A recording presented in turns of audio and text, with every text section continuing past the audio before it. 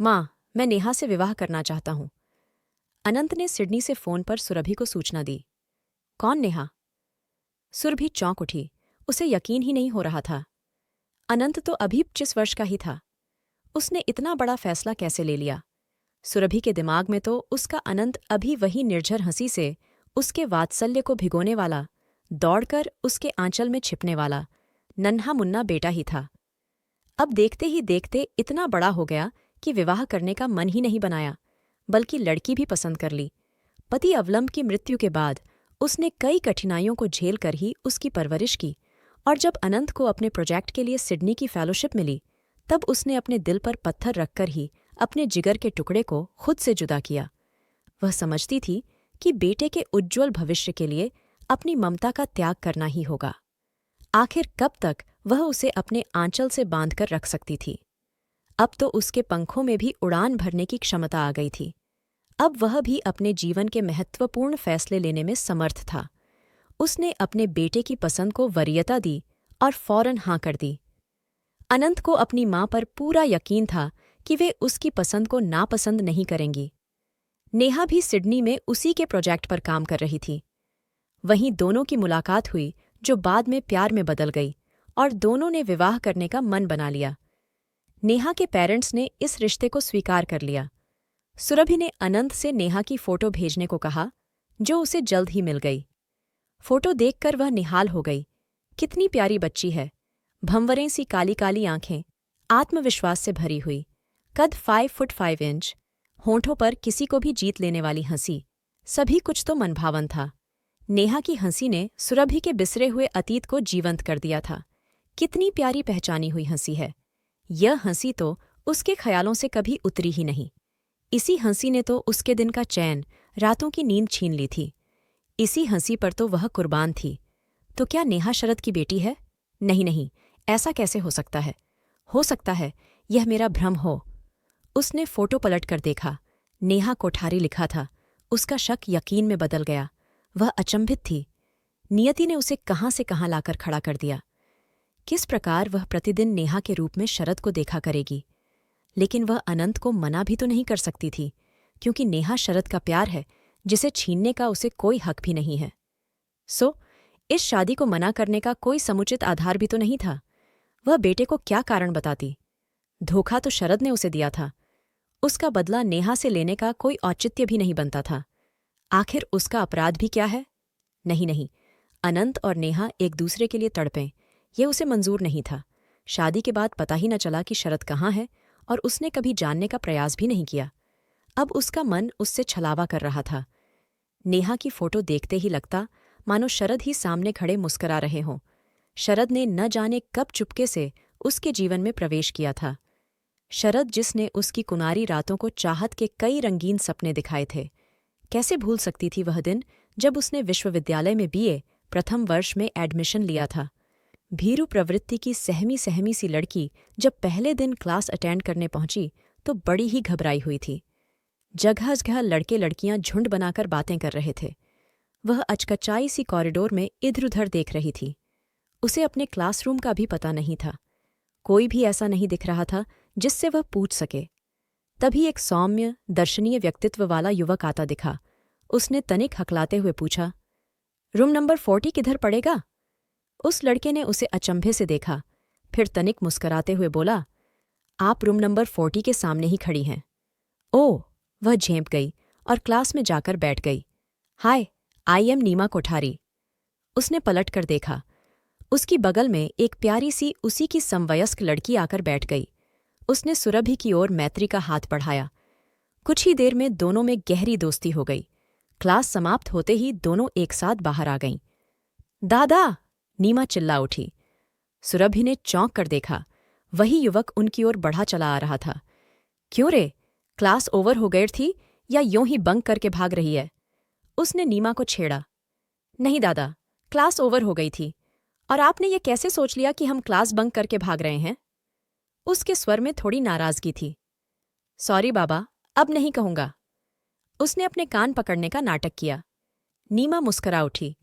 फिर उसने पलट कर सुरभि से उसे मिलवाया। दादा, इनसे मिलो। ये हैं सुरभि टंडन, मेरी क्लासमेट। और सुरभि, ये है मेरे दादा, शरद कोठारी, सॉफ्टवेयर इंजीनियर, बेंगलुरु में पोस्टेड हैं। उसने दोनों का परिचय कराया। सुरभि संकोच से दोहरी हुई जा रही थी। बड़ी मुश्किल से उसने नमस्कार की मुद्रा में हाथ जोड़े। मैं इनसे मिल चुका हूं। क्यों, है ना? उसने दृष्टता से मुस्कुराते हुए सुरभि की ओर देखा। अच्छा, नीमा ने शोखी से कहा। घर आकर सुरभि उस पूरे दिन के घटनाक्रम में उलझी रही। यह क्या हो रहा है? ऐसा तो पहले कभी नहीं हुआ। न जाने कितने लोगों से प्रतिदिन मुलाकात होती रहती थी, लेकिन इतनी बेचैनी तो पहले कभी नहीं हुई। मन में कई सवाल उमड़ घुमड़ रहे थे। नीमा तो कह रही थी कि शरद बेंगलुरु में है, तो फिर यहाँ क्या कर रहा है? फौरन ही उसका मन जवाब देता। हो सकता है आजकल यहीं हो और अपनी बहन को पहले दिन यूनिवर्सिटी छोड़ने आया हो। रह रहकर शरद का मुस्कुराता चेहरा उसकी आंखों के सामने आकर मुंह चिढ़ाने लगता था। क्यों, झकझोर दिया ना मैंने तुमको? हो रही हो ना मुझसे मिलने को बेचैन? हाँ, मैं बेचैन हो रही हूं तुमसे मिलने के लिए। क्या तुम भी? वह अनायास ही बुदबुदा उठी। क्या हुआ दीदी, तुम नींद में क्या बुदबुदा रही हो? बगल में सोई हुई उसकी छोटी बहन आरतू ने पूछा। क्या हुआ? कुछ भी तो नहीं। तूने कोई सपना देखा होगा। सुरभि ने खिसियाकर चादर में अपना मुंह ढांप लिया और सोने की कोशिश करने लगी। दूसरे दिन हजारों मनौतियां मनाते हुए वह घर से निकली। काश कि आज भी शरद से मुलाकात हो जाए तो कितना अच्छा होगा। पूरे दिन दोनों सहेलियां साथ ही रहीं, किंतु वह नहीं आया। चाहकर भी वह नीमा से कुछ भी नहीं पूछ सकी। शर्म ने उसे जकड़ रखा था। उसका मन शरद से मिलने को बेचैन हो रहा था, पर संस्कारों के चाबुक की मार से उसने खुद को साधे रखा था। इन्हीं विचारों में डूबतर रही थी कि तभी शरद आता दिखा। क्या बात है दादा, आज आप फिर यहाँ? आज तो मेरा दूसरा दिन है और मैं कोई अकेली भी नहीं हूं। नीमा ने शरद को छेड़ा। नहीं, ऐसी कोई बात नहीं है। मैं कल सुबह की फ्लाइट से वापस चला जाऊंगा। सोचा आज तुझे थोड़ा घुमा फिरा दूं। इत्मीनान से बातें करते हैं। तुझे कोई प्रॉब्लम तो नहीं? फिर तो अरसे बाद ही मुलाकात होगी। शरद ने सुरभि की ओर देखते हुए कहा। नीमा मन ही मन में मुस्करा रही थी, जबकि सुरभि का चेहरा आरक्त हो रहा था और बड़ी ही सरलता से उसके मन के भावों की चुगली कर रहा था। अच्छा दादा, आप सुरभि से बातें करिए, मैं अभी कॉमन हॉल से होकर आती हूं। नीमा यह कहने के साथ सुरभि की ओर देखकर मुस्कराती हुई चली गई। सुरभि की समझ में नहीं आ रहा था कि क्या बोले। तभी शरद बोल उठा। तुम्हें कुछ कहना तो नहीं है? मैं कल सुबह चला जाऊंगा। नहीं, मुझे क्या कहना है? सुरभि नर्वस हो रही थी। ठीक है, फिर यह न कहना कि मैंने तुम्हें कुछ कहने का मौका नहीं दिया, शरद ने तनिक ढिठाई से कहा। तभी नीमा आते हुए दिखी। नीमा ने आकर बताया, आज क्लासेस सस्पेंड हो गई हैं। यह कहने के साथ उसने आगे कहा, चलो ना दादा, कहीं घूम फिर आएं। तू चलेगी ना सुरभि? सुरभि पसोपेश में पड़ गई। क्या करे, जाने का मन तो है, पर यदि घर में यह बात पता चली तब? मान पापा कुछ गलत न समझ बैठें। वैसे भी जब उसके दाखिले की बात हुई तभी मामाजी ने टोका था, जीजा जी, लड़की को विश्वविद्यालय भेजकर आप गलती कर रहे हैं, कहीं हाथ से निकल न जाए। लेकिन उसका मन चंचल हो रहा था। क्या हुआ यदि थोड़ी देर और शरद का साथ मिल जाए? और वह तैयार हो गई। तीनों ने खूब घुमाई फिराई की। शाम को नीमा और शरद ने अपनी कार से उसे उसके घर छोड़ा। उसके माम पापा भी उन दोनों से मिलकर बहुत प्रभावित हुए। दूसरे दिन उसका मन बहुत अशांत था। आज शरद चला जाएगा, न जाने अब कब मुलाकात हो। वह बड़े ही अनमने ढंग से क्लासेस के लिए तैयार होकर यूनिवर्सिटी के लिए निकल गई। सामने से नीमा आते दिखी। सुरभि को देखते ही वह चहक कर बोली, पता है दादा, आज भी नहीं गए। 1 माह के लिए अपनी छुट्टियां बढ़ा ली हैं। असल में दादा के जाने के नाम से ही मम्मी परेशान होने लगती है। बस दादा को रुकने का बहाना मिल गया, उन्होंने अपना जाना कैंसिल कर दिया। लेकिन सुरभि अच्छी तरह समझती थी कि वह क्यों नहीं गया। अब अक्सर ही दोनों की मुलाकातें होने लगीं और उसने अपना दिल शरद के हवाले कर दिया, बिना यह जाने कि शरद भी उसको प्यार करता है या नहीं। लेकिन जब शरद ने बिना किसी लागल पेट के सीधे सादे शब्दों में अपने प्यार का इजहार कर दिया तो वह झूम उठी। ऐसा लग रहा था मानो पूरा सतरंगी आसमान ही उसकी मुट्ठी में सिमट आया हो। वह अरमानों के पंखों पर झूला झूलने लगी। एक रविवार को शरद अपने पेरेंट्स और नीमा को लेकर उसके घर आ धमका। उसने अपने कमरे की खिड़की से देखा। उसे अपनी आंखों पर यकीन ही नहीं आ रहा था। उसका दिल जोर जोर से धड़क रहा था। चलो दीदी, माँ ने तुम्हें ड्राइंग रूम में बुलाया है। आरतू ने आकर उसे चौंका दिया। वह अचकचाई सी माँ के बुलाने पर सबके बीच पहुंच गई। शरद के पेरेंट्स उसके पेटेंट से बातों में मग्न थे। उसे देखते ही शरद की माँ ने उसके दोनों हाथों को पकड़कर अपनी बगल में बिठा लिया। हमें आपकी बेटी बहुत ही पसंद है। हम इसे अपने घर की बहू बनाना चाहते हैं, अगर आपको ऐतराज न हो। वह शर्म से लाल हो रही थी। मान पापा इसी बात पर निहाल थे कि उन्हें घर बैठे ही इतना अच्छा रिश्ता मिल गया। उन्होंने फौरन हाँ कर दी। उसकी भावी सास ने पर्स से अंगूठी निकाली और शरद से उसे पहनाने के लिए कहा। शरद ने लपक कर उसका हाथ पकड़ लिया और उसकी अनामिका में अंगूठी पहनाकर अपने प्यार की मुहर लगा दी। उसने भी माँ द्वारा दी गई अंगूठी शरद को पहनाकर अपनी स्वीकृति दे दी। उसे यह सब स्वप्न सा महसूस हो रहा था। आखिर इतनी जल्दी उसका प्यार उसे मिलने वाला था। वह इस अप्रत्याशित सगाई के लिए तैयार न थी। क्या सच में जो प्यार उसके दिल के दरवाजे पर अब तक दस्तक दे रहा था, वह उसकी झोली में आ गिरा? तभी भाभी कहकर नीमा उससे लिपट गई। लज्जा के मारे उससे वहां बैठा भी नहीं जा रहा था। वह नीमा को लेकर अपने कमरे में आ गई। सगाई के बाद तो शरद अक्सर ही उसके घर आने जाने लगा था। अब उसे अपनी ससुराल में कभी भी आने का परमिट जो मिल गया था। इस 1 महीने में वह सुरभि के साथ एक पूरा जीवन जीना चाहता था। अधिक से अधिक समय वह अपनी मंगेतर के साथ बिताना चाहता था। दोनों कभी मूवी देखने चले जाते, कभी दरिया के किनारे हाथों में हाथ डाले घूमते नजर आते। भविष्य के सुंदर सपने संजोते अपनी स्वप्नों की दुनिया में विचरण करते थे। पहले तो सुरभि को शर्म सी आती थी, लेकिन अब घूमने फिरने का लाइसेंस मिल गया था। सभी लोग बेफिक्र थे कि ठीक भी है, दोनों एक दूसरे को अच्छी तरह समझ लेंगे तो जिंदगी आसान हो जाएगी। वह दिन भी आ गया जब शरद को बेंगलुरु वापस जाना था। वह भाव विह्वल हो रही थी। शरद उसे अपने से लिपटाए दिलासा दे रहा था। बस कुछ ही दिनों की तो बात है, फिर हम दोनों एक हो जाएंगे। जहां मैं वहां तुम, हमारे ऊपर कोई बंधन नहीं होगा। और सुरभि ने उसके सीने में अपना मुंह छिपा लिया। शरद उसका मुंह ऊपर उठाकर बार बार उसके होंठों पर अपने प्यार की मुहर अंकित कर रहा था। शरद चला गया उसे अकेला छोड़कर यादों में तड़पने के लिए। विवाह जाड़े में होना था और अभी तो कई माह बाकी थे। फोन पर बातों में वह अपने विरह का कुछ इस प्रकार बखान करता था कि सुरभि के गाल शर्म से लाल हो उठते थे। वह उसकी बातों का उत्तर देना चाहती थी, किंतु शर्म उसके होंठों को सी देती थी। नीमा अक्सर उसे छेड़ती और वह शर्मा जाती। अक्टूबर का महीना भी आ गया था। घर में जोर शोर से शादी की तैयारियां चल रही थीं। मान पापा पूरे पूरे दिन उसे इस मॉल से उस मॉल टहलाते थे। उसकी पसंद की ज्वेलरी और साड़ियां आदि खरीदने के चलते क्लासेस छूट रही थीं। जब वह कुछ कहती तो माँ बोलती, अब ससुराल में जाकर ही पढ़ाई करना। वह चुप रह जाती थी। नवंबर का महीना भी आ गया। तैयारियों में और भी तेजी आ गई थी। निमंत्रण पत्र भी सबको जा चुके थे कि तभी उन पर गाज गिरी। शरद ने अपने पापा को सूचना दी कि उसने अपने साथ ही कार्यरत किसी सोमा रेड्डी से विवाह कर लिया है। सुरभि टूट गई।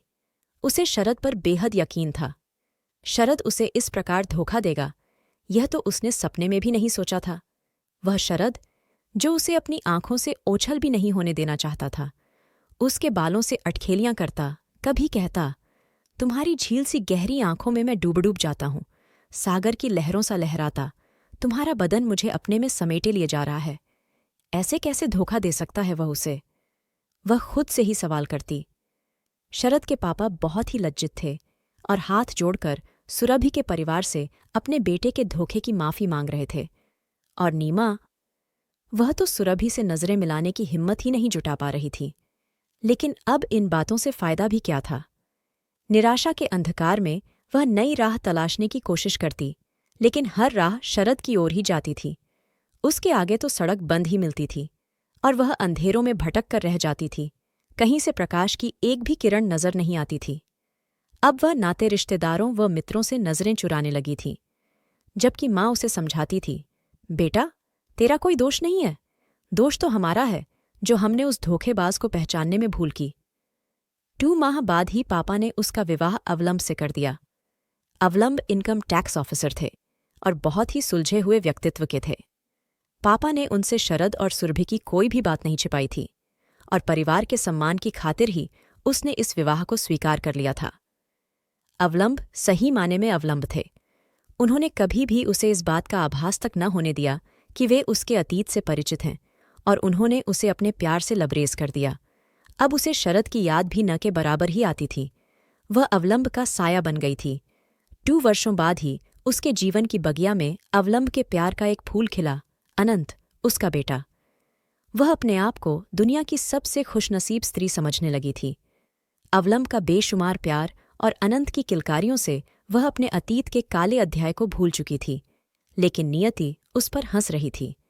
तभी तो 2 दिनों के दिमागी बुखार से अवलंब उसे अलविदा कहकर उसके जीवन से बहुत दूर चला गया, और अब वह अपने बेटे के साथ अकेली रह गई। अवलंब के ऑफिस में ही उसे नौकरी मिल गई। वह अकेली ही चल पड़ी उस डगर पर जो नियति ने उसके लिए चुनी थी। उसे अपने पति के हर उस सपने को पूरा करना था जो उन्होंने अनंत के लिए देखे थे। उसे अनंत का भविष्य संवारना था। उसे आकाश की अनंत ऊंचाइयों तक पहुंचाना था। अनंत था भी बड़ा ही मेधावी, सदा अव्वल रहने वाला। पीछे पलटकर उसने कभी देखा ही नहीं और लगातार तरक्की की ओर बढ़ता गया। सिडनी में अनंत को फेलोशिप मिल गई थी और उसके उज्ज्वल भविष्य के लिए सुरभि ने बिना नानुकुर किए उसे विदेश भेज दिया। वहां उसे नेहा मिली, जिससे वह विवाह करना चाहता था और जिसकी मंजूरी सुरभि ने फौरन ही दे दी। उसका मन उसे भटका रहा था। यदि वास्तव में नेहा शरद की ही बेटी हुई तो क्या वह शरद का सामना कर सकेगी? क्यों उसने यह रिश्ता स्वीकार कर लिया? अब क्या वह अनंत को मना कर दे इस शादी के लिए? लेकिन सब कुछ इतना आसान भी तो नहीं था। अब यदि अनंत ने इनकार का कारण पूछा, तब क्या वह अपने ही मुंह से अपने अतीत को बयां कर सकेगी, जिसने उसके जीवन के माने ही बदल दिए थे? शरद की बेटी को क्या वह दिल से स्वीकार कर सकेगी? कहीं ऐसा न हो कि शरद के प्रति उसके प्रतिकार का शिकार वह मासूम बच्ची बने। नहीं नहीं, शरद का बदला वह नेहा से कैसे ले सकती थी? वह बेटे का दिल भी तो नहीं तोड़ सकती थी, वरना वह भी नेहा की नज़रों में शरद के समान ही गिर जाएगा। उसने अनंत को फोन किया। हेलो? दूसरी तरफ से अनंत का स्वर उभरा। बेटा, तुम नेहा से वहीं शादी करके इंडिया आ जाओ। मैं यहाँ एक ग्रैंड रिसेप्शन दे दूंगी ताकि सभी रिश्तेदारों से बहू का परिचय भी हो जाए, और हाँ, नेहा के मान पापा को विशेष निमंत्रण दे देना। अनंत और नेहा का रिसेप्शन सचमुच बड़ा ही शानदार था। सभी नाते रिश्तेदार व सगे संबंधी इकट्ठे हुए थे। सुरभि गेट पर सभी का स्वागत कर रही थी। तभी शरद अपनी पत्नी के साथ आता दिखा। उसने हाथ जोड़कर दोनों का स्वागत किया। उसके होंठों पर मुस्कुराहट थी। वह ऐसा प्रदर्शित कर रही थी मानो वह शरद को पहचानती ही नहीं है। लेकिन शरद उसे देखकर अचकचा गया।